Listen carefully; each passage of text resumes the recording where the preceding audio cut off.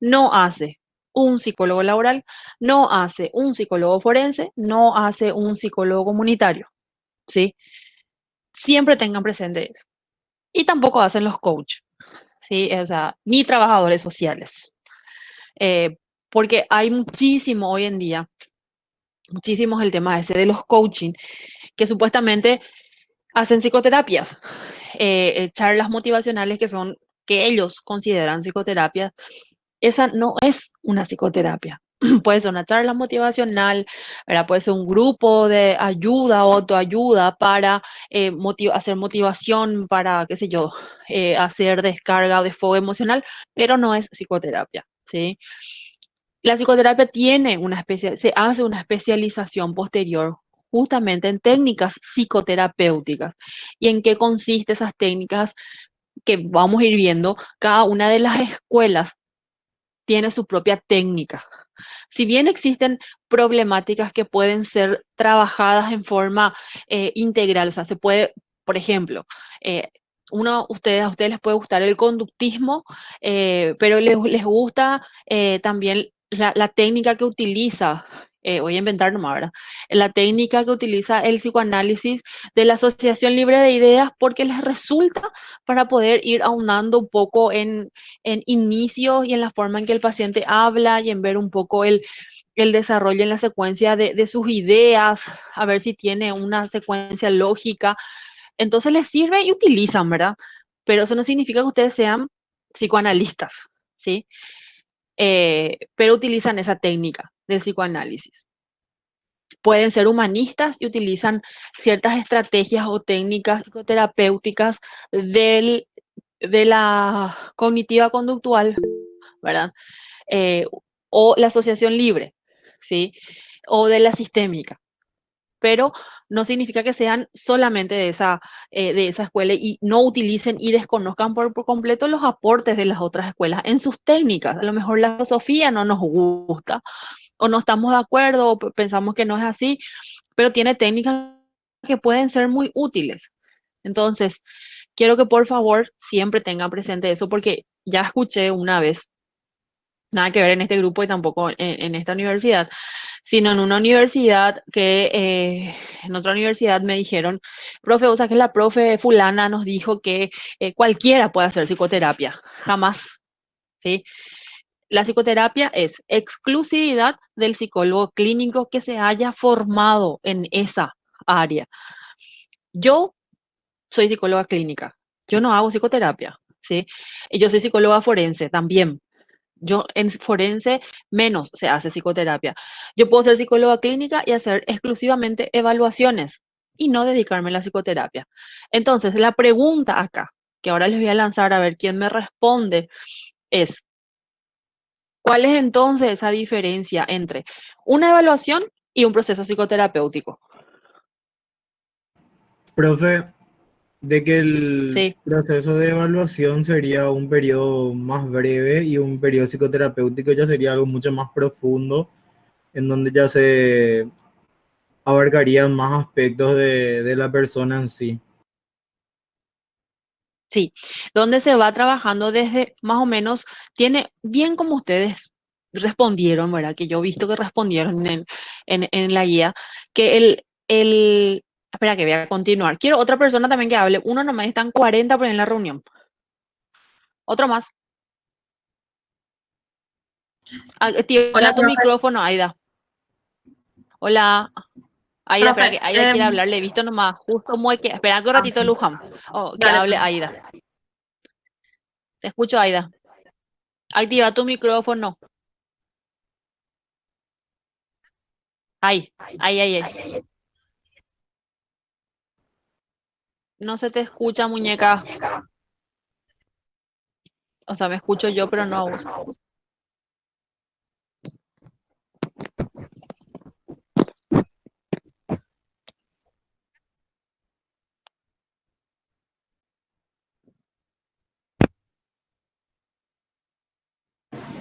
Sí, Ahí sí, ahí te escuchamos.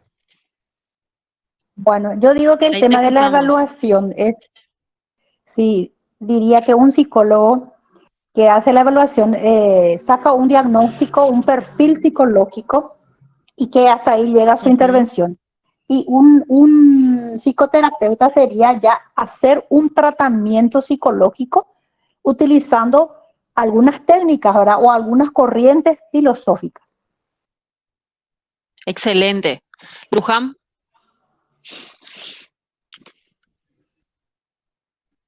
Hola, profe. Yo creo que hola, ¿cómo estás? todo bien. Yo creo que la evaluación es el proceso, ¿verdad? Donde uno usa las herramientas de lo que quiere evaluar, ¿verdad? Dependiendo de lo que la persona va demostrando y lo que uno quiere sacar algún diagnóstico. Y la psicoterapia sería el tratamiento que uno usaría de acuerdo a lo que reflejó el resultado de la evaluación en sí.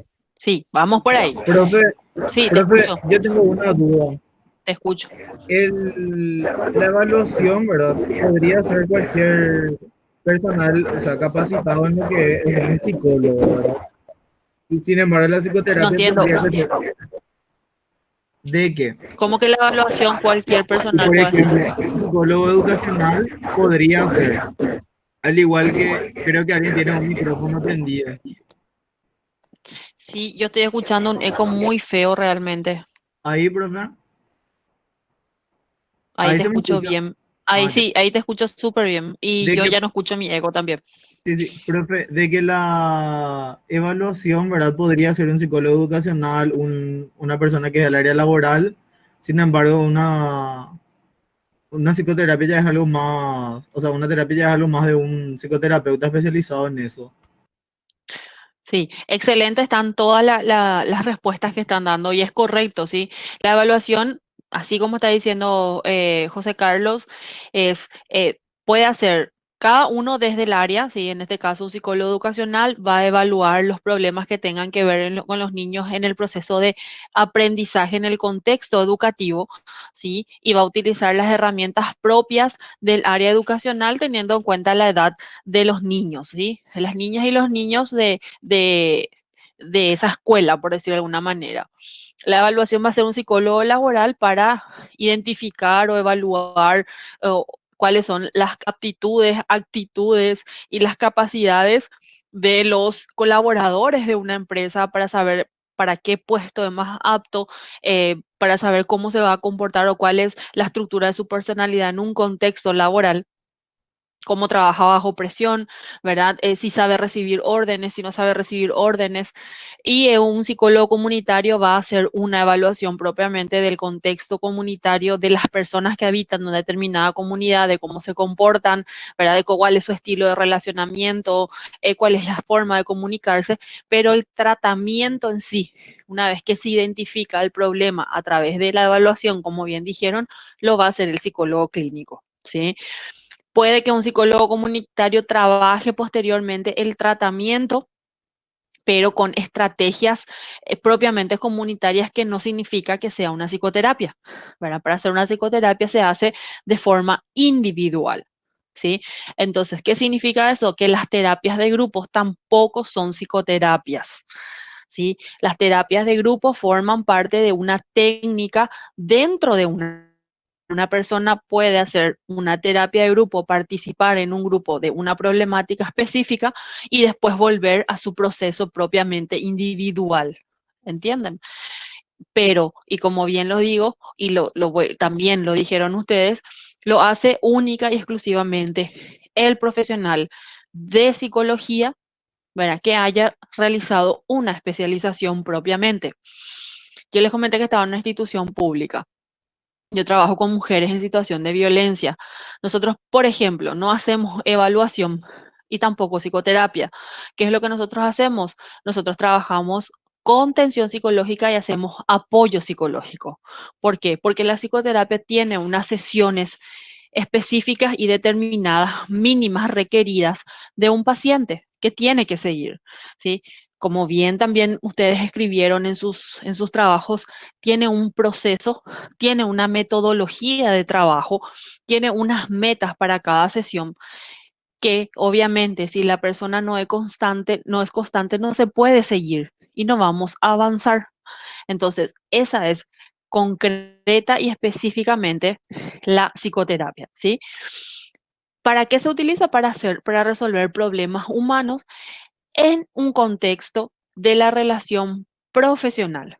No lo hacemos en contextos de amigos, en contextos de cumpleaños, en reuniones sociales, para hablarle nomás a fulana que se sienta bien. Podemos hacer una contención psicológica, podemos hablarle profesionalmente, ¿verdad? Explicarle a lo mejor algún problema que tenga, algunas consecuencias, que los sentimientos son normales, que se sienta así, asá, que va a experimentar esto, lo otro. Eso no es psicoterapia. O sea, que te digan, si fulana me hizo una terapia en tal lugar, cuando nos encontramos, buenísima, ella es. No es, ¿sí?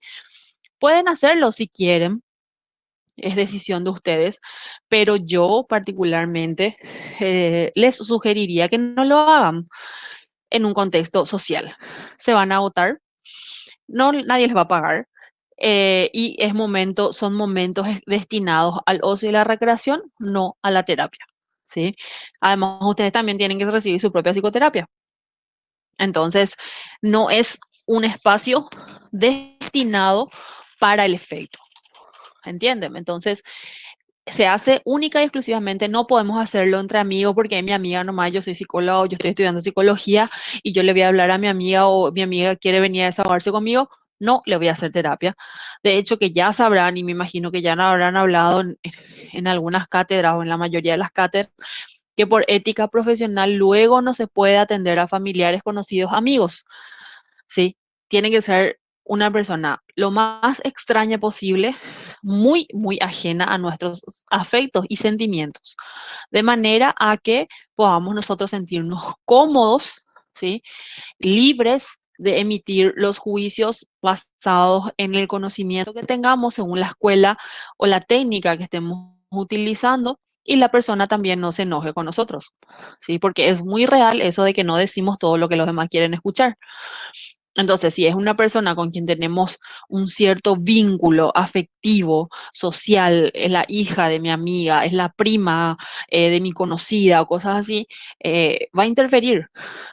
Puede que ustedes tengan la suficiente capacidad profesional de ser lo suficientemente objetivos, pero ¿qué pasa con la otra persona cuando le hacen algún tipo de evolución o un comentario y no les gusta? Se va a enojar. Entonces, mejor que sea lo más desconocido posible, ¿sí? Y les recalco, solamente un psicólogo formado en psicoterapia. Si no les gusta, perfecto, ¿sí? No significa que por ser psicólogo ustedes tengan que hacer psicoterapia. Hay otras formas de ayudar, hay otras formas de trabajar en psicología sin necesariamente hacer psicoterapia. Es un proceso relativamente largo. Las personas, ya les cuento, ¿verdad? No todas pagan un proceso psicoterapéutico y sobre todo son constantes, ¿verdad? Acuérdense que la gente se va cuando está en crisis, cuando las papas queman, pero cuando ya mínimamente recuperan o restablecen el bienestar emocional, ya no se van, ¿verdad? O sea, difícilmente alguien llega a 6 sesiones, difícilmente alguien haga 3 o 4 meses continuados sin abandonar su sesión. Entonces, y es el mínimo tiempo que se requiere para restablecer a la persona y luego mantener en el tiempo. Lo que siempre estamos haciendo es apagar incendios, ¿verdad? Y luego ellos nos dejan. Y después vienen otra vez cuando se sienten mal, ¿verdad? Entonces, o cuando hay alguna situación apremiante o cuando quieren un informe psicológico de que están siguiendo a Bobby hace 6 meses y eso que no vienen, ¿verdad? Entonces, Profe, por eso, sí, te escucho. y qué pasa con las personas, por ejemplo, que fueron, ¿verdad? Por un tiempo y fueron Sí, diagnosticadas y en algunos casos, ¿verdad? Que los trastornos no se curan, tipo, dejaron un tiempo y después vuelven a ir otra vez. Esas ¿qué personas, por trastorno, ejemplo, por son ejemplo? eh, yo te hablo de mi caso que yo al menos sé, ¿verdad? Yo Ah, tengo TLP y ese es un trastorno que me dijo mi psicóloga que no se cura. Y tipo, tengo que irme de ajá, por vida prácticamente. Soy un sí. poco más Por lo menos constante, entonces, mantenimiento. soy un poco más constante, entonces que los otros o esas personas que tienen este trastorno van a ser un poco más constantes que los otros porque tipo saben que de por vida tienen que ir, solo que van a ir teniendo sus decaídas de que no van, algunas sesiones y así, pero en esos casos son un poco más constantes ya, ¿verdad? Sí, o sea, lo que pasa es que el tema hay trastornos, como te dijo, que no se curan, pero también hay una cuestión, todos debemos aprender, de hecho que todos lo tenemos alguno que otro trastorno, ¿verdad? Eso es, el que diga que yo soy normal es mentira, ¿sí? De alguna u otra manera tenemos, solo que tenemos en mayor o menor grado, pero el tema está en aprender a convivir con esos trastornos, ¿sí? ¿Qué significa eso? Que yo tengo que saber cuáles son mis limitaciones. ¿Cuáles son mis limitaciones? ¿Cuáles son mis fortalezas? ¿Cuáles son mis miedos? ¿Cuáles son mis debilidades? Y uno aprende a convivir con eso. Súper bien que vos sepas que vos no sos constante. Para mí, te diría, profesionalmente hablando, me parece sumamente válido que vos digas, bueno, yo no soy constante, no me voy, yo sé que necesito. Es un gran paso que admitas eso, ¿sí? Significa que estás consciente de que podés tener recaídas o de que hay secuelas o consecuencias que por ahí no vas a poder manejar o situaciones que te van a desbordar y sabes también por qué es, ¿verdad? Pero lo importante es, qué sé yo, en un plazo de un mes irte una vez, por lo menos, ¿verdad? Estoy hablando de también otras cuestiones de que por ahí la gente no se va cuando sabe que así, tal cual, tiene que irse o existe una orden judicial de por medio de seguir un tratamiento y no lo hace y va una, dos veces y después aparece después 6 meses, ¿verdad? Entonces es muy difícil hacer un seguimiento y poder saber cómo esa persona va avanzando y va mejorando, ¿sí? Entonces en ese Profe, contexto, pero es muy difícil si es que no sos constante. Yo cada 8 días es muy difícil luego. Pero es importante hacer cada 15, cada 22, una vez al mes, para tener un mantenimiento del trastorno y sobre todo de las situaciones que por ahí nos puedan desbordar, ¿verdad? Sí, te escucho. profe, te escribí en el chat una pregunta, ¿verdad? Pero ya te digo nomás de acá. Bueno, me ¿Y qué quedaron. pasa en el caso, como que estabas mencionando, de que si es que es un conocido, prácticamente evitar porque no va a ser muy objetivo nuestra visión? Pero si es una intervención en crisis, No, profe, donde la vida de la persona la está... intervención en crisis sí.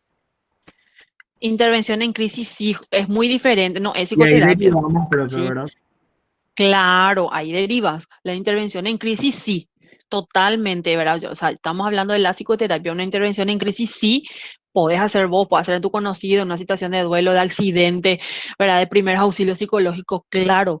Y corresponde que hagas porque es como la medicina, ¿verdad? O sea, no vas a ver a alguien que esté haciendo una crisis de pánico llorando, ¿verdad? O alguien que le esté por pegar a alguien y esté reventada de los nervios, está haciendo una crisis de llanto terrible y vos no, porque yo le conozco, no le voy a atender, o sea, sería omisión de auxilio también, ¿verdad? Sin embargo, lo que sí vas a hacer es, en ese momento, contenerle, ¿verdad? Restablecer emocionalmente y luego derivarle a algún profesional. Vos no vas a hacer la continuidad de ese proceso, ¿sí? Porque eso sí sería psicoterapia o un apoyo psicológico. Tampoco no vas a continuar con ese proceso de apoyo psicológico. La intervención en crisis es en el momento, ¿sí? Profe, Para restablecerle a la persona de esa crisis. Después hay que pasar con otro profesional. Profe, un profesor había dicho el año pasado, ¿verdad? No recuerdo cuál profesor, pero había dicho que aunque nosotros no seamos psicólogos clínicos, el hecho de ser psicólogos ya no, nos da como una tarea de tipo saber hacer intervención en crisis, porque si una persona está en crisis y se quiere suicidar y Totalmente, están tres personas y vos sos psicólogo, tipo vos tenés que tener alguna ya alguna información o algo de cómo tenés que actuar para que totalmente, tratar de contenerle a esa persona. totalmente. O sea, lo básico es la intervención en crisis, ¿verdad? Los primeros auxilios psicológicos serían. Ustedes todavía no tuvieron primeros auxilios psicológicos. No sé si tienen el año que viene, creo que, o este año empiezan. Pero En sí, los seminario primeros, sí, como seminario. tuvimos nosotros, al menos yo tuve en seminario de intervención en crisis, pues.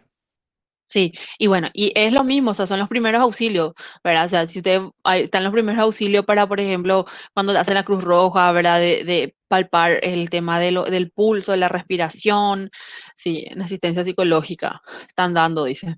Sí, entonces, uno, por ejemplo, sabe cómo tomar la presión. Yo, por ejemplo, ahora que hice primeros auxilios, antes, cuando me iba de voluntaria a cada cupé, porque yo pues me iba mucho en la iglesia antes, antes. Y era que cuando me iba de voluntaria a Cacupera, hicimos con la gente de eh, la Cruz Roja, un curso de primeros auxilios, ¿verdad? Y creo que era mirar, escuchar, palpar y sentir, no sé qué la sigla era, MEPS, no me acuerdo más.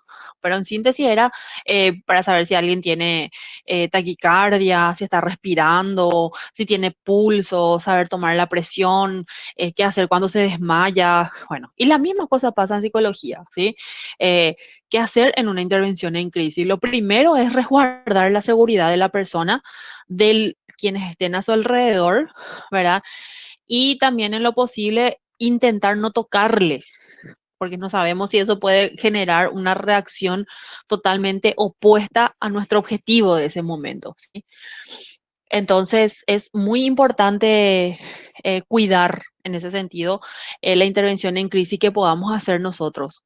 Sí es sumamente necesario que nosotros como profesionales de la salud mental tengamos las herramientas para hacer una intervención en crisis y eso sí, tiene que hacer cualquier psicólogo, ¿verdad? Sobre todo si no estamos, los que estamos formados en el área clínica. Yo sinceramente desconozco si los del área de educacional, laboral y eh, comunitaria, seguro que sí, pero laboral, educacional, sí tienen formación de intervención en crisis. Sinceramente desconozco, ¿verdad? No les puedo decir sí o no, pero desconozco, ¿verdad? Sí sé que en las universidades privadas no tienen un perfil específico de salida, son psicólogos generales, entonces sí tienen de repente así como ustedes tipo seminarios o tienen como clases de refuerzo, le llaman en febrero, tienen intervención en crisis. Pero yo no sé, voy a pecar de ignorante, pero Profe, admito, no sé si educacional y laboral tienen. profe, Sí, presumo que sí deben tener algún tipo de base, porque yo estuve leyendo en un material de otra cátedra que estamos teniendo, donde dice que existen, no estoy muy segura de las palabras que utilizaba el material, pero creo que son dos fases dentro de una intervención de crisis, y que la primera es donde cualquier persona que se sienta con la capacidad de poder intervenir en una situación, como dijo el compañero, por ejemplo, de suicidio o como dijo usted, en un ataque de llanto, una crisis como esa, ¿verdad? Cualquier persona, no importa si es o no psicólogo, puede intervenir. O sea, sí. creo que va más por el lado de la empatía o de la capacidad que uno tiene de poder llegar a una persona que está pasando por algo así complicado, ¿verdad?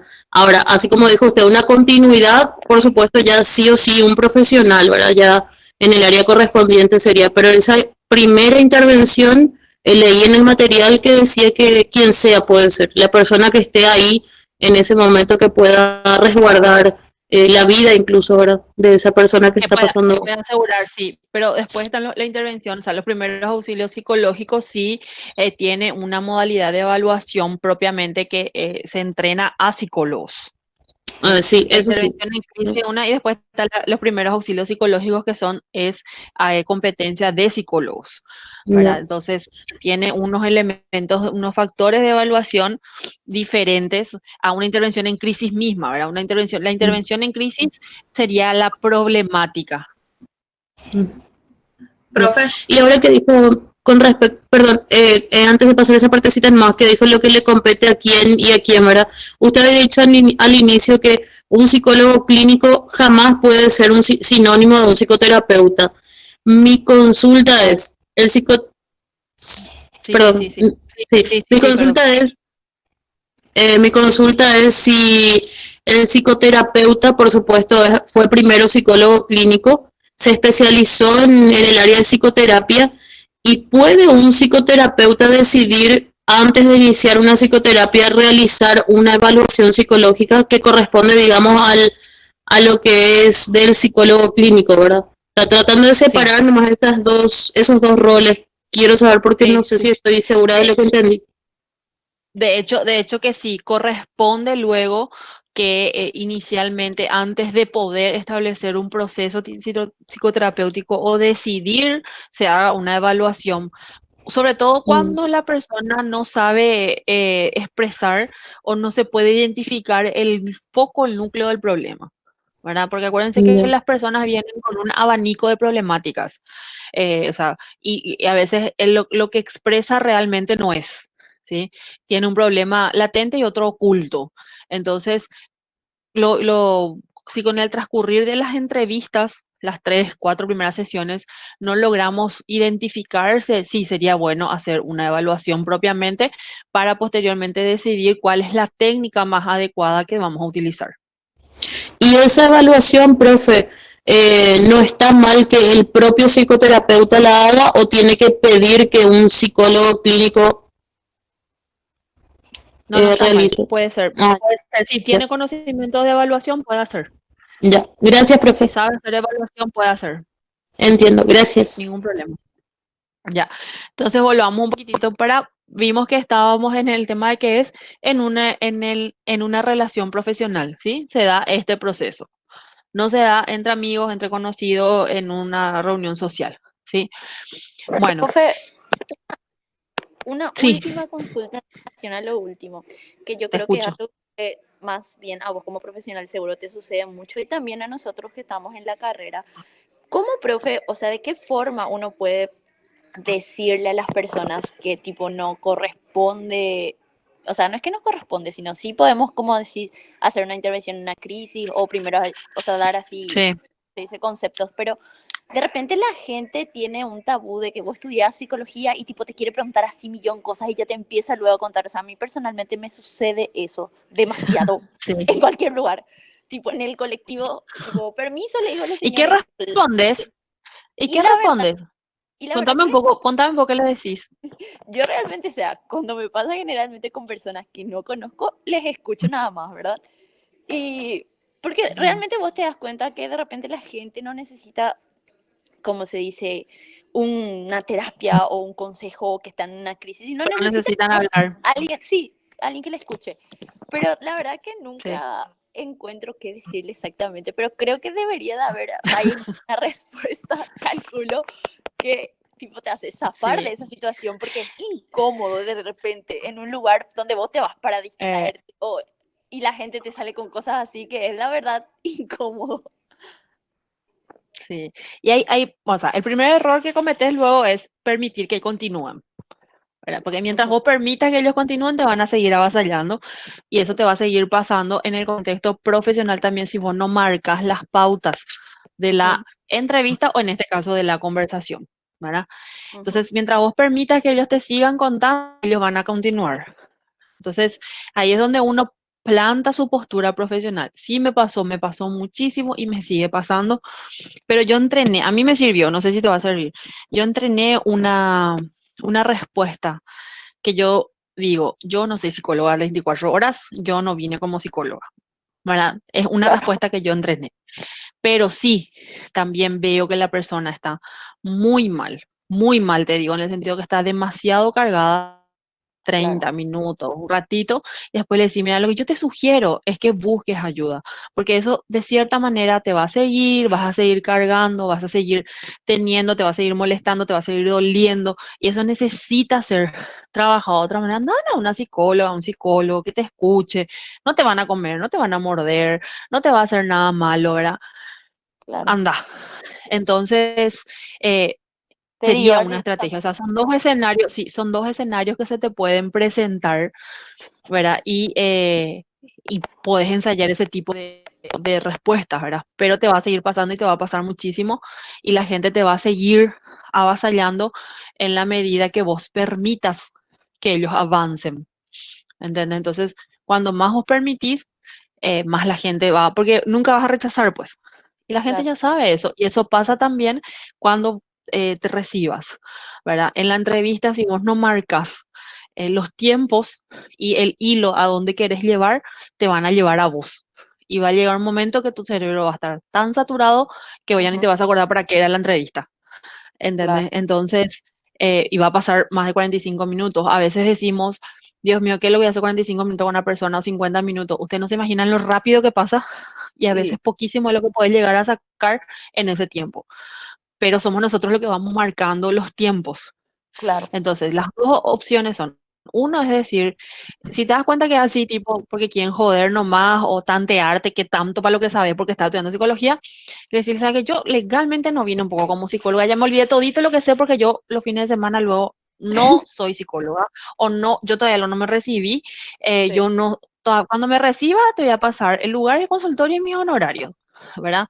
Es una respuesta que puedes ir ensayando si vos te das cuenta que es tipo así como te digo, te están tanteando para saber qué es lo que tanto sabes y cómo va lo que vos claro, sos profesionalmente. Y tipo como decís el tabú, si vos para adivinar lo que ellos piensan, ¿verdad? sí, Entonces, es una respuesta también completa, bien eh, completa, simpática y no chocante. claro. La Porque otra es es, respuesta. te das cuenta que está muy cargado, como te digo, y que sí está mal, que sí necesita. Entonces, hablarle, escucharle y bueno, y darle ese 45 minutos. A mí me pasa todo el tiempo, pero todo el tiempo, ¿verdad? O sea, uno trabaja en el Ministerio de la Mujer, te voy a no puedo contar, ya, es domingo, es tarde. Yo estoy desmerendando, estoy desayunando, salí a caminar y le conocí nomás y me conoció. Es la señora que limpia el frente y Sí. en serio voy a trabajar ahí. Te voy a poco contar. Dios, de verdad que mi A cerebro la así persona y viene, con todo. toda su historia me quiere contar y no, o sea, no es el momento, no es el lugar, no Sí, quiero trabajar fuera de mi horario. Entonces a mí me agota muchísimo escuchar todo el tiempo ese tipo de cosas. Entonces, si le escucho 15 minutos y después le digo, mira, yo te doy el número de fulano, fulano, no sé qué, y ahí llamale, ¿entendés? Y sí, termino. perfecto.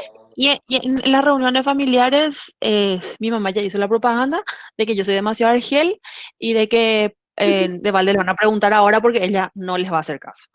¿Verdad? Entonces, Sí, por eso digo, son cuestiones que uno va ensayando y sí, respuesta que uno va dando de acuerdo el grupo social con el que está. Por claro. eso es una cuestión más de ojo clínico, Sí, ¿verdad? sí, claro, claro. Y Perfecto, eso. mil gracias, profe. Súper completa la respuesta. Dale por nada. Aclaradísimo.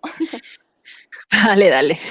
Bueno, vemos un poquito el desarrollo histórico de la psicoterapia, que ustedes también visto que hicieron una historia del tiempo genial, ¿verdad? Y esto es un resumen. Sabemos bien que anteriormente, en la precientífica, ¿verdad? Las enfermedades mentales y cualquier tipo de alteración de la conducta era vista más bien como una posesión demoníaca o era más bien vista como que la persona estaba poseída por un ser maligno, ¿sí? Y todas las estrategias que se utilizaban para curar, entre comillas, esa enfermedad o esa posesión demoníaca, intervenía la magia. Sí, en ese tiempo todavía no se utilizaba lo que tenía que ver con la medicina y menos la filosofía y la religión, ¿sí? Sí estaba muy inmiscuida la religión, no medicina y menos todavía la filosofía. Es por eso que nuestra ciencia como tal, que es la psicología, ¿verdad? Se desprende de la filosofía, porque inicialmente, acuérdense que los sofistas eran quienes con su arte de hablar, ¿verdad? Y de comunicar, lograban que las personas se sientan un poco mejor y entiendan muchas cuestiones, ¿sí? Por eso es que se le dice sofista a la gente que miente mucho o que habla demasiado e inventa cosas.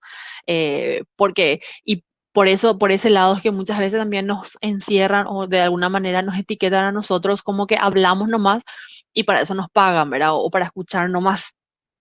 Porque todavía existen personas que tienen ciertos tabús hacia lo que es la psicología, ¿verdad? En las sociedades primitivas, como bien recién decía, el fenómeno de la posesión, ¿verdad? O un alma extraña, era lo que se hacía cargo o ocupaba, invadía, poseía el alma del paciente, ¿verdad? Entonces se hacía un ritual que era precedido por un chamán o un hechicero, ¿verdad? O el líder de la sociedad o del grupo en sí para que en presencia de toda la tribu, ¿verdad? Esa alma sea desposeída y se pueda expulsar el ser maligno que estaba generando la alteración comportamental, ¿verdad? Entonces era la famosa práctica exorcista ya según Ellenberg en 1970, ¿verdad? Entonces este ritual podía adoptar tres formas. La primera era expulsar el ser maligno, ¿verdad? La segunda era transferir ese espíritu maligno a otro ser, por ejemplo, famoso, al caballo, al chancho, algún animal que exista ahí cerca, al pobre animal que esté cerca, ¿verdad? Y la tercera era sacar ese espíritu a través de ciertos conjuros, ciertas prácticas, para que luego se normalice el otro cuerpo que estaba poseído y pueda sanar, ¿sí? Luego, en la época ya de Grecia y el mundo antiguo, ¿verdad? Es donde empieza a surgir un poco lo que hoy conocemos como la psicoterapia y sus diferentes ramificaciones, ¿verdad? Con las diferentes escuelas y las técnicas que cada una utiliza. Y ahí es donde se produce una transición desde lo que tenía que ver con las posesiones del alma hasta la racionalidad, allá en 1958, quien empiezan a darse cuenta de que no solamente tenía que ver con posesiones demoníacas, sino que había unas cuestiones más mentales, ¿verdad? O unas alteraciones mentales que producían esas alteraciones comportamentales. Que dicho sea de paso, lastimosamente hasta hoy día existen un montón en el interior, ¿verdad? Jóvenes que empiezan a tener algún tipo de brote psicótico y enseguida están con el tema de que es una posesión demoníaca. Todavía seguimos en lo mismo, así que muy lejos no estamos.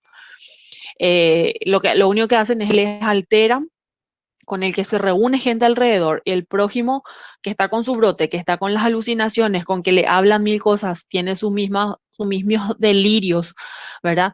Y los demás que alimentan ese ego, ese tipo de delirios con el rezo, con las reuniones, con el grupo de oración, lo único que hacen es le irritan más al pobre cerebro que ya está lo distorsionado, ¿verdad? Aristóteles es quien se refiere a los distintos usos de la palabra que se usaba en ese entonces en Grecia para fines curativos, ¿verdad? Y lo primero que se usa es la persuasión, porque de cierta manera la persuasión es un arte, es una técnica que se utiliza también dentro de este proceso terapéutico, ¿verdad? Para que logremos de cierta manera conseguir que las personas vean desde otras perspectivas. O sea, la palabra persuasión en sí, yo imagino que ustedes escuchan y se tiene mil usos y está muy satanizada de cierta manera, ¿verdad? Me persuade, pero en realidad tiene unos fines, ¿verdad? O sea, lo que buscamos es que la persona cambie el punto de vista que tiene o la visión de alguna situación y cambiarla hacia una postura más saludable, ¿verdad? O sea, una visión menos catastrófica y dolorosa, ¿verdad? Buscar un poco los aspectos más positivos y no solamente centrarnos en en los negativos, ¿verdad? O sea, como yo les solía decir en consultorio a a las mujeres, o sea, dejen de lamerse un poco las heridas y vean para el futuro, o sea, ¿de qué nos sirve llorar ahí sobre la leche derramada, sobre lo que ya pasó y no avanzamos, ¿verdad? Hay que llorar un tiempo y luego ver, bueno, esto no hice y esto quiero hacer. En su tiempo esto postergué y esto es lo que yo quiero hacer porque por la situación en la que estaba no lo logré, ¿verdad? Entonces, cambiar, eso es persuadir, ¿sí? Profe, También sí, te ¿y escucho. en qué momento, digamos, haces eso en terapia? O sea, como que ahora comentaste el caso de las mujeres, o sea, ¿dónde pones ese Tercera, cuarta límite, por pues? ahí, tercera, cuarta por ahí, José Carlos, cuando ellas vienen hablando mal y pronto con la misma cantaleta, ¿verdad? O sea, el tipo así de que siempre estábamos llorando por lo mismo, eh, ya está todo el proceso hecho judicial, ya no hay posibilidades y volvemos a lo mismo de toda la situación que vivieron, ¿verdad? Entonces, tipo, cuarta, ¿por qué tan rápido? Podría ser tu siguiente pregunta, porque ellas no son muy constantes, ¿verdad? O sea, ponerle que en la semana qué sé yo, de 10 que vayan, 4 son constantes. El resto se va una vez, dos veces y desaparece. Entonces, tipo en la tercera, cuarta sesión ya hay que preguntar, bueno, ¿y ahora qué hacemos? ¿Vamos a seguir lamentándonos o vamos a seguir pensando qué hacer en un futuro? Porque ya hablamos de esto, ya normalizamos sentimientos, ¿verdad? Ya nos lamentamos, estamos en duelo y ahora ¿qué hacemos? ¿Verdad? Hay dos opciones, o seguir llorando o mirar para adelante.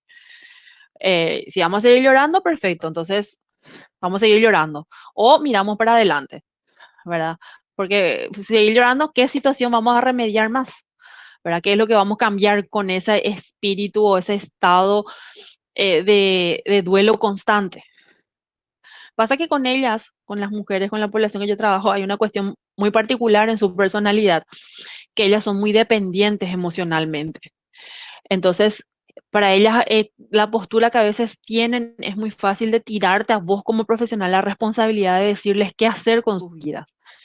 Y eso es lo que hay que cambiar en ellas, ¿verdad? O sea, que modificar un poco eso y cambiar la estructura y decir, no, vos qué querés hacer con tu vida. O sea, vos me tirás a mí, ¿qué voy a hacer, doctora? No, y decime, contame vos qué querés hacer. Es devolverles, porque si no, siempre están cargando ella la responsabilidad en otros. Y eso implica a nosotros como terapeuta. ¿Entienden? Sí, gracias, ¿Respondido? profe. Dale. Bueno, entonces Platón también hablaba un poco del discurso, ¿sí? Justamente bello, dice, ¿verdad? Que produce un estado de armonía en todas las partes del alma.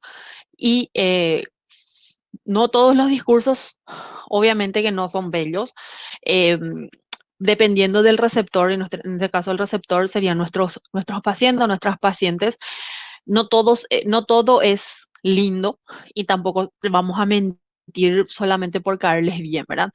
Hay una cuestión muy importante que ustedes, como si piensan dedicarse a trabajar directamente en consultorio, es entender de que no siempre el paciente les tiene que querer a ustedes, ¿sí? Porque ellas o ellos pueden hacer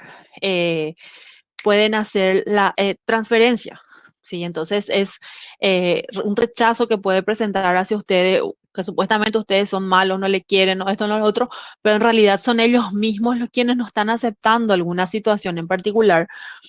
Y entonces, en realidad que no tendrían lo que quererle a ustedes, porque al quererle hablamos de un vínculo emocional que probablemente interfiera con el proceso terapéutico también, ¿sí? Ustedes tienen que respetar, aceptar y acompañar en el proceso, ¿verdad? Ser el guía, el facilitador. No tienen lo que quererle. Menos si trabajan mujeres con hombres, hombres con mujeres. Ahí sí que es mucho más peligroso la relación porque es más fácil y más propenso a que se desarrolle la transferencia, ¿verdad? ¿Por qué? Y vuelvo a donde yo estoy. Porque en mujeres con situación de violencia de forma presencial no se recomienda la presencia de un terapeuta hombre, no porque se rechazan los hombres, porque ellas pueden confundir la atención que tengan ustedes, terapeutas hombres, con ellas. Acuérdense que el modelo de varón que ella o hombre que ellas conocen es un modelo totalmente opuesto al de un terapeuta hombre. Y es muy probable que ellas terminen enamoradas del terapeuta y crean que el terapeuta está enamorada de ella. ¿Entienden? Por eso no se recomienda. No así, y Profe, yo sí creo, déjame terminar esta parte y te escucho. dale, Yo profe. sí creo, y en su momento ya dije que sí creo que los hombres pueden hacer la atención al 137, por ejemplo. Ahí sí pueden hacer, ¿verdad? Yo creo que sí deben hacerlo. Nadie me escucha nomás, pero en fin, te escucho ahora. Profe, lo último o sea, esto que vení mencionando, ¿desde qué corriente La sería? corriente con la que se trabaja es la humanista y se trabaja con una técnica, o sea, una corriente específica es dentro del humanismo, pero se llama género sensitiva. Ya, profe, gracias. Dale, dale. Bueno, entonces sigamos. Em, También hay historiadores que dicen que dentro de la obra de Platón, ¿verdad? Hay observaciones sobre las pasiones, sobre sueños e inconscientes que anteceden al pensamiento mismo de Freud, ¿sí? Bueno, en la sociedad griega también se destaca un poco la existencia de las escuelas filosóficas, la académica platónica, el liceo aristotélico, ¿verdad? La casa de jardín de Epicuro, por ejemplo, donde se hablaba un poco y se cultivaba sobre todo las formas o estilos de vida con su propio entrenamiento psicológico. Por ejemplo, acá en la sociedad griega ya se hablaba de las técnicas de autocontrol, recitación, memorización, control de la dieta, ¿verdad? Y Aristóteles proponía ya la doctrina de la virtud como forma de llevar a cabo los fines racionales en la naturaleza humana. O sea, ustedes ven que ya en la época filosófica de Aristóteles, siendo ellos filósofos, ¿verdad? Desde donde se desprende, ¿verdad? El arte de la palabra como herramienta esencial de nosotros profesionales de salud, del área de salud mental, ¿verdad? Psicólogos exclusivamente, ¿verdad? La virtud que se consideraba para establecer el justo término medio en dos extremos viciosos. Y se hablaba, ya también hablaba de una alternativa estoica, ¿verdad? Que consistía un poco en controlar las pasiones que iban generando excesos irracionales y que se hacía para esto modificar falsas opiniones, ¿sí? Que generaban vicios escritos o verbales de meditación y concentración. Justamente es lo que estaba por mencionar, que es un poco, como se dan cuenta, es un poco de las técnicas ya mejor y ya modificadas de lo que son las cognitivas conductuales, ¿verdad? Que utilizan un poco las técnicas de los autorregistros, de los registros cotidianos, ¿verdad? Que también le devuelve un poco la responsabilidad al paciente de hacerse cargo, ¿verdad? Y de llevar, de ser responsable de ese proceso de cambio, ¿verdad? Entonces ya en esa época se utilizaba los registros. También una de las principales cunas de la medicina occidental es Grecia, ¿sí? Con Hipócrates es el que ustedes saben que el médico, ¿verdad? Quien hizo los primeros descubrimientos y dijo que no tiene todo que ver con la parte del alma, ¿sí? Que existía otras causas, ¿verdad? Que causaban enfermedades y no solamente posesiones demoníacas, ¿sí?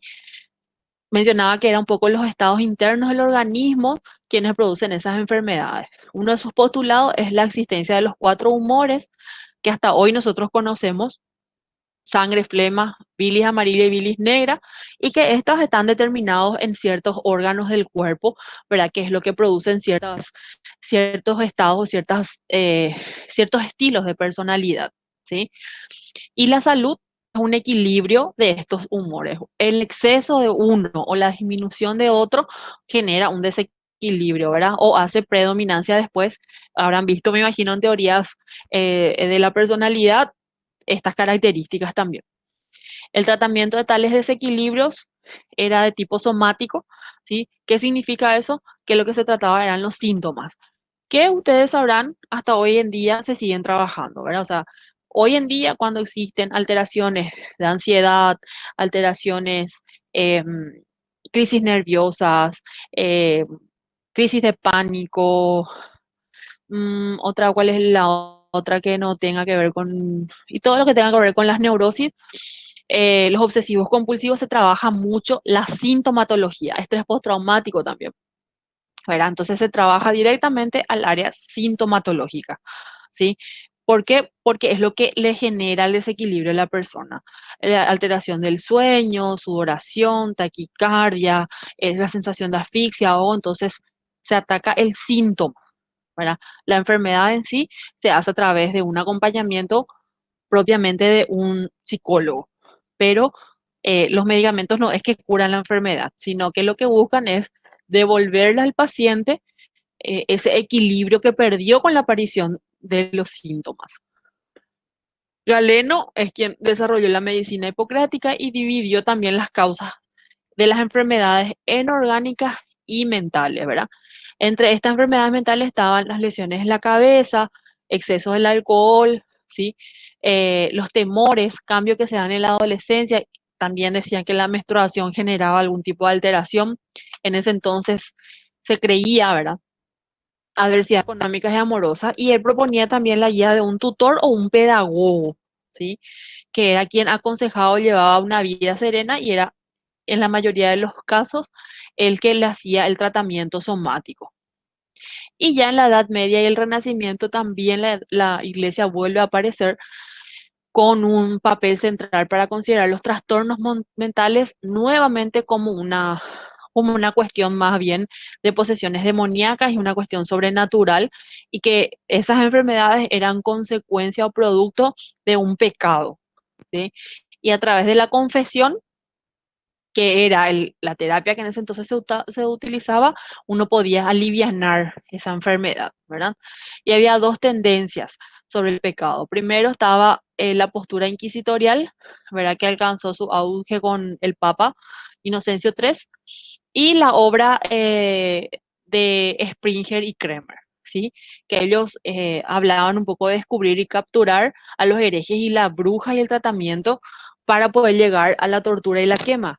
Y el otro aspecto que se tocaba era que los que animaban a alejarse del pecado de un modo más personal y humanitario, como Ignacio de Loyola y Major Khan. Bueno, en los siglos XVI y XVIII aparecen una serie de intelectuales brillantes en ese entonces, ¿verdad? Que se opusieron sobre todo en la eh, visión demonológica dominante y le dieron un enfoque más humanista a los enfermos mentales, ¿verdad? Uno de ellos es Luis Vives, quien hablaba que los pobres y marginados, incluso cuando su marginación deriva de la demencia o rareza, ellos tenían que cuidar y tenían derecho a expresar esas emociones, ¿sí? Paracelso rechazó también ya en este siglo la idea demonológica y se centró principalmente en que las enfermedades mentales tenían una naturaleza que no era necesariamente divina, ¿verdad? Y hablaba él de la influencia de los astros. Luego aparece Burton, quien hablaba un poco de las causas psicológicas y sociales de la enfermedad, y acá ya se empieza a hacer un poco hincapié en las emociones, ¿sí? En la alteración de estas emociones o el origen de estas emociones para la aparición de trastorno. Y por último, Sydenham, quien fue uno de los primeros en describir la neurosis y afirmar que la histeria no era exclusividad de las mujeres, ¿sí? Y luego con el tiempo fue humanizando un poco más las asistencias a los enfermos mentales, porque acuérdense que con Freud era que la histeria era un desorden mental exclusivo de las mujeres. Y era consecuencia de que supuestamente, ¿por qué? Porque las mujeres tenían útero, que era el que generaba esa histeria, ¿sí? Pinel, en el periodo de la Revolución Francesa, habla sobre el tratamiento moral que consistía en que los problemas mentales tenían más un origen de conflicto moral, que ya nos aleja mucho de la concepción actual, ¿verdad? Y animaba al personal de los hospitales a poder tratar esos problemas y a acercarse a los enfermos, ¿verdad? Y a ofrecerles actividades ocupacionales a fin de poder como calmar ese torbellino de emociones, ¿verdad? Ese huracán que por ahí tenían dentro a través de las terapias ocupacionales, que ya es lo que se acerca un poco. O sea, como se darán cuenta, no es ni tan nueva ni tan vieja el tema de la psicoterapia, es por eso que constantemente uno requiere también actualizarse, ¿verdad? En el siglo XVIII y ya en los XIX aparece Gali y Mesmer, ¿verdad?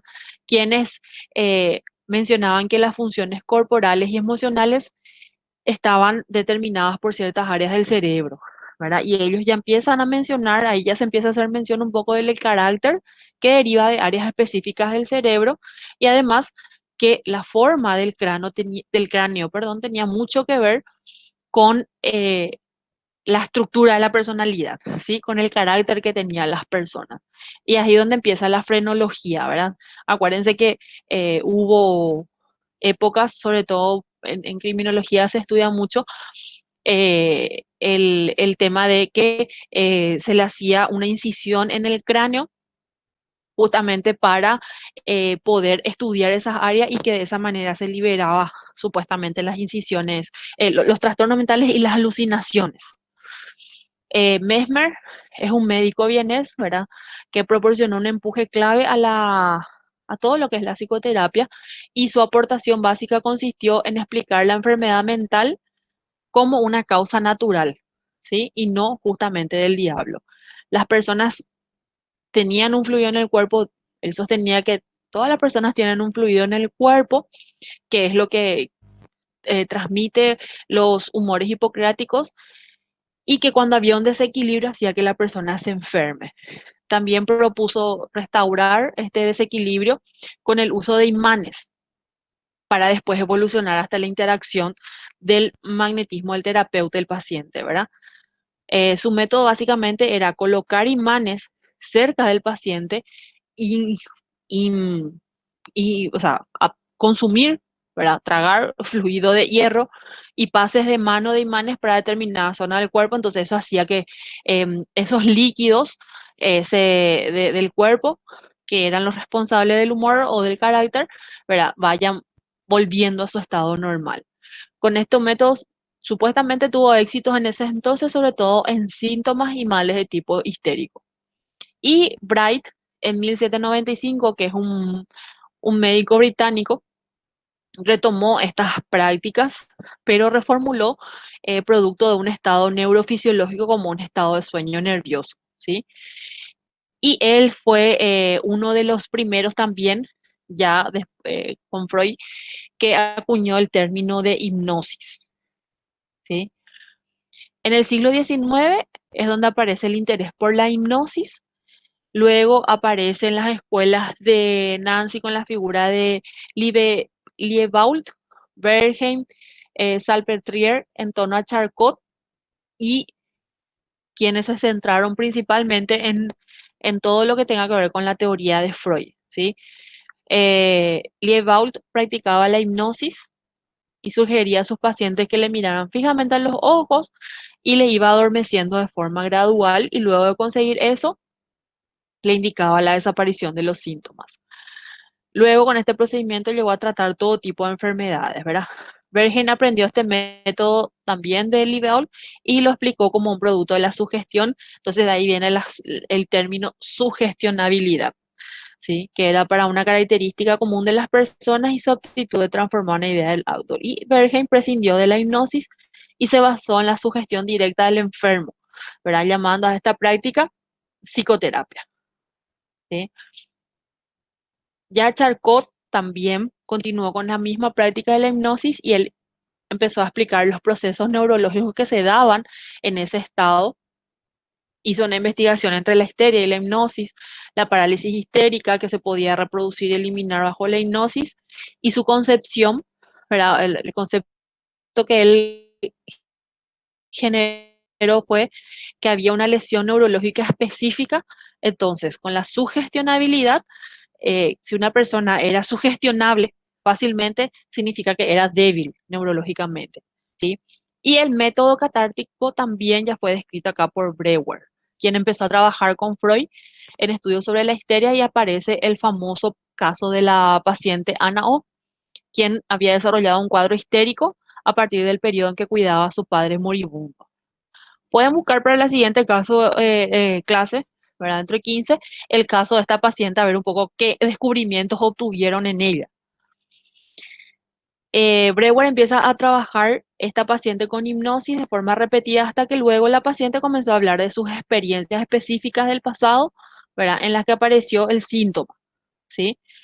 Y desaparece esta al hacer, cuando ella empieza a hablar y empieza a ser sugestionada, el síntoma empieza a desaparecer. El procedimiento terapéutico, ahí empezó a dividirse las sesiones, ¿verdad? Y el principal método que se utilizó fue el catártico, que fue que ella empezó a hablar, hablar, hablar, hablar, ¿verdad? Y es lo que justamente la compañera dijo, ¿verdad? Hay gente que quiere hablar nomás, ¿verdad? Entonces, ¿qué es lo que necesita? Descargarse. Yo no sé si ustedes vieron, cuando es el día del psicólogo, siempre hay un montón de dibujitos y sobre todo muy simbólicos, ¿verdad? El de que te carga con toda su basura y vos después te vas a descargar a otro lado, o sea, te va a tirar en otro lado, o empezás a ordenar, o el mismo dibujo que está en la guía de trabajo, que es el que te carga y vos vas deshilando o vas desenredando toda la información para devolverle más ordenado, ¿sí? Y realmente en eso consiste el método catártico, ¿verdad? En escuchar, escuchar, escuchar, y luego uno va haciendo una historia y dándole un orden cronológico para poder devolverle al paciente, y por ahí encontramos juntos el origen de su malestar cuando no pueden identificar.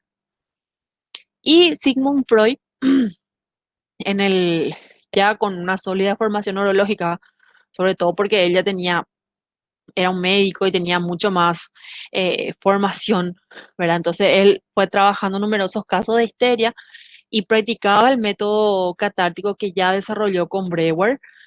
Y esta experiencia lo que hizo fue confirmarle que a través de que las personas hablen, se descarguen, porque la catarsis es eso, es descargarse, ¿sí? Vaciar todo lo que uno tiene, los síntomas empiezan a desaparecer, ¿verdad? Pero sin embargo, hay veces que había estructuras dentro del inconsciente que no se modificaban solamente con la catarsis. Entonces él fue ahí descubriendo los procesos defensivos del yo que rechazaban los recuerdos e emociones insoportables y la importancia de una relación terapéutica para vencer y trabajar esas resistencias, porque no todo de lo que recuerdan es lo que le hace daño, o sea, existen contenidos que están tan ocultos. ¿Por qué? Porque hace que sea más llevadero, ¿verdad? Porque al salir afuera, uno tiene que hacerse cargo del malestar que le puede generar. Entonces, por eso es que hay veces que las personas niegan la situación, ¿verdad? O sea, que es la famosa negación. Y empezó a desarrollar entonces la asociación libre. Y ahí es donde aparece el famoso diván de Freud, ¿verdad? Que utilizaba un poco el método hipnótico para que la persona empiece a hablar de todo sin darle un hilo conductor ni una cronología de los hechos, sino que hable de todo lo que quiera, ¿sí? De su vida, de su familia, de su trabajo, de todo, sin darle un orden. Cuando el paciente paraba, ¿verdad? Entonces él lo que hacía era ponía la mano en la frente y le indicaba por su gestión recordar un hecho en particular, ¿verdad? Luego abandonó esta presión y la proposición de un tema específico, la asociación libre se realizaba sobre el material que el paciente le daba, ¿sí? Indicando al terapeuta solo la regla de la asociación libre. Y ese es el método del psicoanálisis, o es la base de inicio del psicoanálisis. Bueno,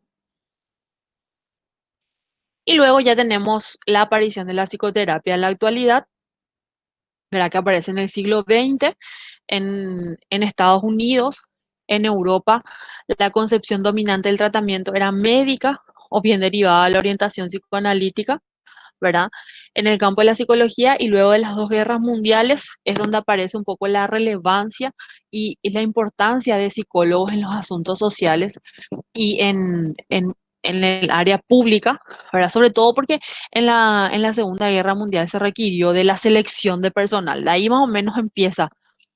Y el primer momento de la selección, que es justamente lo que les dije recién, para poder reclutar y seleccionar puestos, y ahí es donde más o menos más o menos les digo porque hasta hoy en día realmente nuestra función no está muy reivindicada, que digamos, y no es tan valorada, ¿verdad? O sea, para mí es más bien subvalorada en lo que yo veo, ¿verdad? No sé lo que verán ustedes, pero en lo que yo veo, al psicólogo siempre le llaman para apagar incendios. De ahí a que le hagan caso en cuestiones para prevención o para posteriores decisiones, difícilmente. Siempre hay para apagar incendios o para cumplir con un requisito. La psicoterapia pasó a ser un campo de trabajo de los psicólogos que adoptaron inicialmente en su mayoría la orientación psicoanalítica, porque en ese entonces también era una de las escuelas que tenía ya más estudios, ¿sí? O más investigaciones en el área. Y desde ahí es donde empieza a reconocerse el trabajo del psicólogo, ¿sí? Y el área de psicoterapia sobre todo. Ahí donde se define que el psicólogo clínico es el que tiene que recibir esta formación, diagnóstico, investigación y terapia, ¿sí? Que es lo que yo les dije al principio. La formación tiene que tener, de ahí a que ejerzan es otra cosa, ¿sí? Pero sí es necesario conocer, por eso es que tienen teorías psicoterapéuticas, técnicas y prácticas, porque tienen que tener formación. De ahí a que ejerzan ya es otra historia. Y luego empiezan a generar modelos terapéuticos que son diferentes al psicoanálisis, ¿verdad? Y presentan como alternativas más científicas. Y aparece, por ejemplo, Roger, que es del humanismo, ¿sí? Que una, es una de las terapias que a mí particularmente me gusta más, una de las corrientes que yo opté por esta corriente. Eso no significa que ustedes opten por la misma. eh, Ustedes van a optar por las que a ustedes, con las que ustedes se sientan más cómodos y con las que ustedes elijan para ser parte de su vida, porque es una de las cuestiones que tienen que hacer cuando eligen una corriente. Es un estilo de vida. O sea, no pueden elegir una corriente y luego llevar otro estilo de vida diferente, ¿verdad? Porque no van a poder llevar a la práctica eh, las técnicas y tampoco transmitir con el paciente. Va a ser muy complicado, ¿verdad? Porque es famoso, hagan lo que yo digo, pero no lo que yo hago. Entonces, la terapia centrada en el cliente es una alternativa de la psicoterapia en donde se inicia un proceso de investigación sobre la relación terapéutica, empiezan a grabarse las sesiones y se hace el análisis ya del proceso y del contenido que se da, ¿sí? En el ámbito académico, por lo general lo que se hace más es una acentuación al conductismo y a la terapia de la conducta.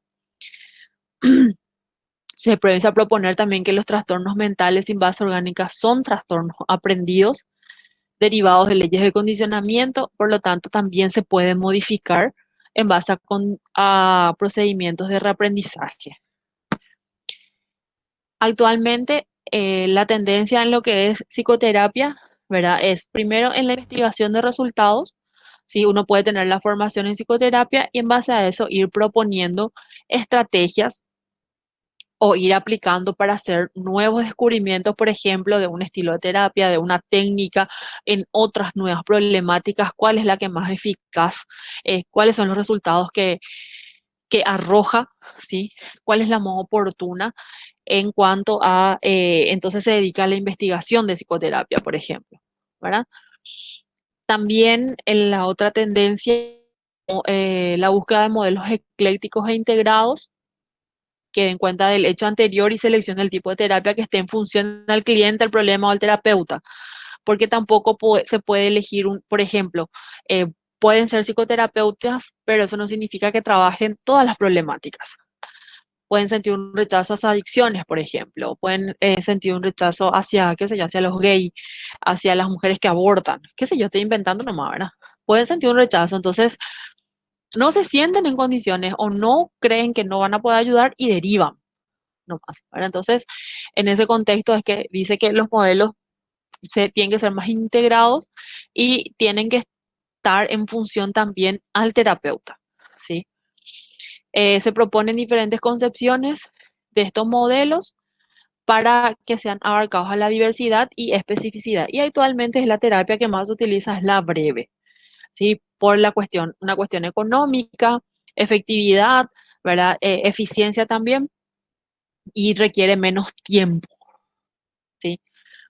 Bueno, y estos son los principales modelos actuales que se utilizan en psicoterapia, ¿sí?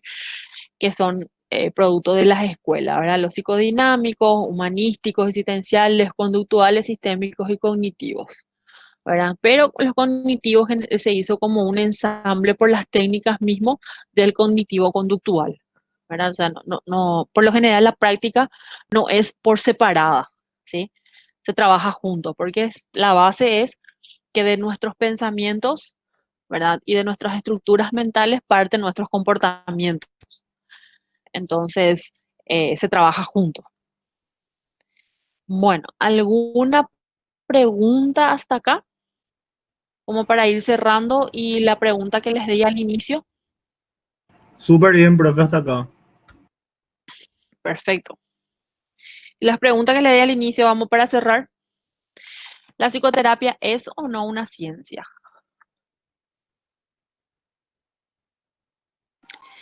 Yo creo que no es una ciencia propiamente, porque es un Ujú. desprendimiento de la psicología. Si bien hay que hacer una especialización, ¿verdad?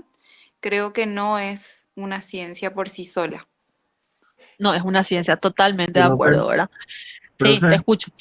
pero eso puede variar.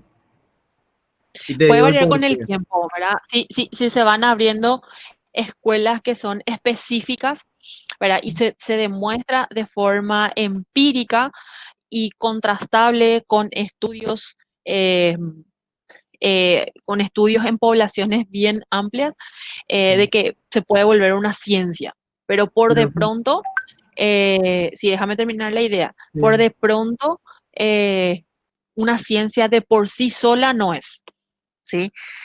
Porque forma parte, si bien tiene un método, tiene una metodología, ¿verdad?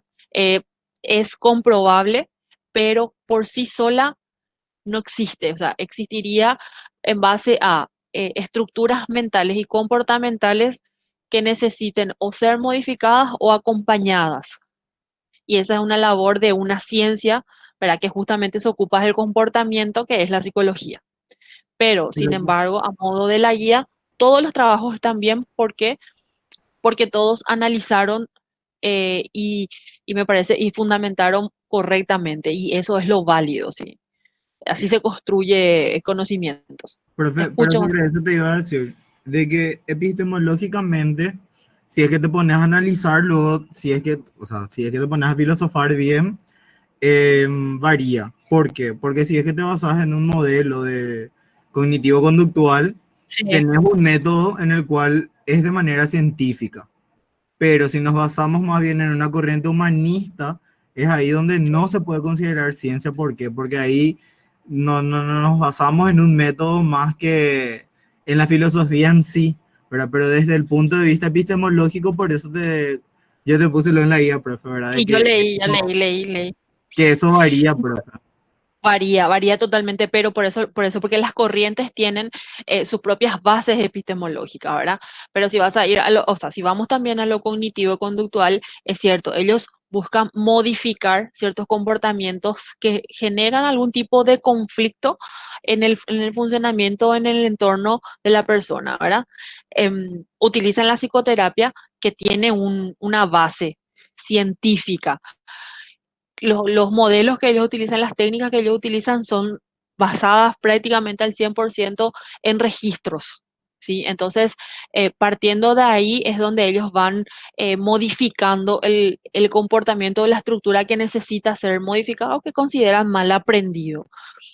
Pero de por sí sola, si no sos psicólogo, volviendo otra vez, si no estudiaste las ciencias, ¿verdad? O sea, no formas parte de esa ciencia humana del comportamiento, la psicoterapia en sí no formaría parte, ¿sí? O sea, no sería parte de ese proceso, ¿verdad? Es una psicoterapia basada en esa técnica, pero no es una ciencia como tal, ¿verdad?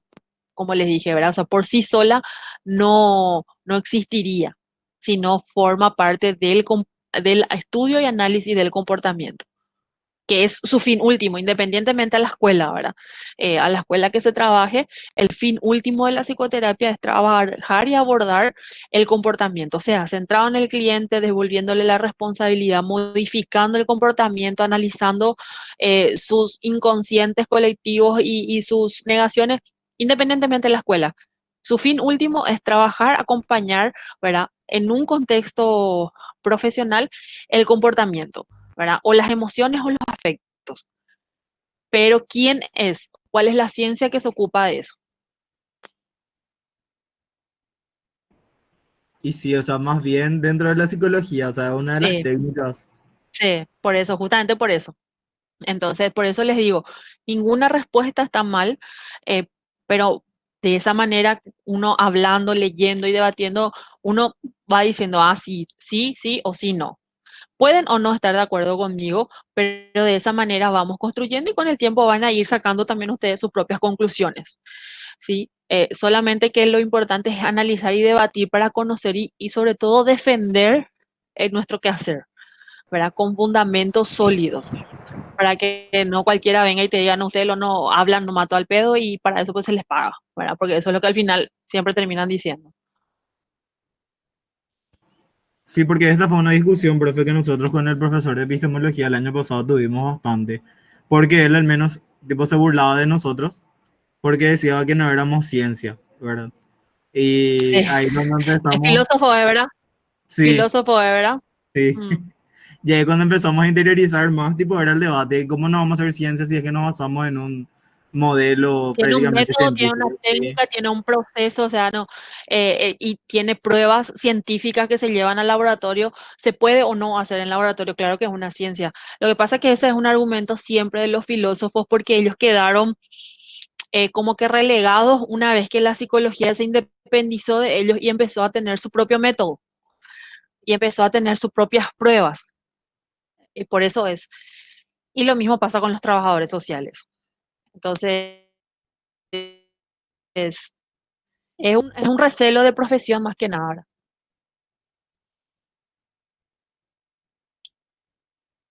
Bueno, ¿les parece? Si no hay más preguntas, ¿les parece si cerramos acá? Sí, profe. Genial. Super, profe. Gracias, profe, Perfecto. súper. Consulta. Dale. ¿Consulta dijo alguien o no? ¿Ya está? ¿Estamos bien? Sí, Nos ya vemos no hay dentro de consulta. 15 días Profe, entonces. profe, yo te quería Sí, hacer te una escucho. consulta. ¿Ves que vos mencionaste el nombre de una chica, Ana? ¿Qué sería? Que Ana O, teníamos que... Ana Ah, O, ok. que es una de las pacientes con la que empezaron a trabajar el tema del método catártico. Ujú, ok, eso no me quería saber, profe. Gracias. Dale, vamos a esperar que nos cuente de qué se trató su caso, sí. Dale.